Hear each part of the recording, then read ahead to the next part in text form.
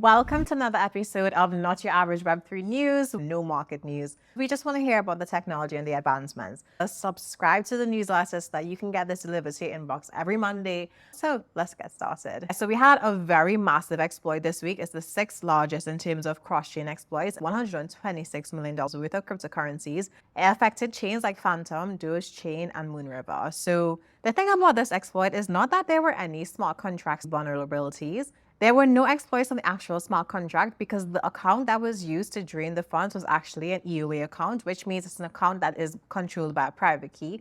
It's not a smart contract. This hacker did not use code to do this exploit. They somehow had access to the private keys. This is very suspicious because actually in the previous month, the CEO of the company has been mysteriously missing. They did talk about this and they said that they were unable to contact the CEO. And there was an issue that affected the cross-chain service that apparently only the CEO can fix. So maybe he does have the private keys to something that needs to be updated or deployed. It might be an inside job, but we can't say for sure.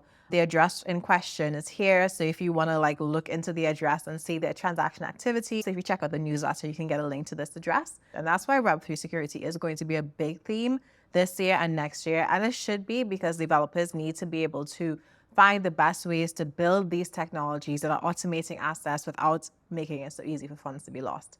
So on that note, a DeFi developer proposes something called a circuit breaker to cut hack losses by 70%. It was proposed 8 days ago and it's called ERC 7265, which is basically an ETH standard. It's like a temporary hold on a protocol-wide token where when a threshold is reached or exceeded, which is a predefined metric, the circuit breaker will stop the flow of that transaction. So it will stop token outflows. A circuit breaker is not a new concept in terms of finance world. If you look into circuit breakers, you would realize that a circuit breaker is a temporary measure that halts trading to curb panic selling on stock exchanges. There was a report that was released by the bug bounty platform called Immunify for Q2 when it comes to crypto losses in 2023. And in this report, it basically said that there has been an increase in total cyber attacks, 65% year on year. However, the total losses is down 60%. Now, there have been articles talking about this, and it might seem as though, okay, that's a good thing. But another thing you need to factor in is that the TVL of these platforms are also lower compared to last year because of the state of the market. If you want to look at that report, it also is linked in my newsletter. In terms of funding, in the past week, there has been $20 million funding crypto companies, especially those that are crypto data providers and privacy-focused Web3 firms. In this section, I've linked some Web3 security resources. And if you would like to build apps or do any exercises based on this news, I would say definitely try your hand at Optimism. Another idea is to mock up an application that implements the circuit breaker functionality based on the proposal that I mentioned earlier.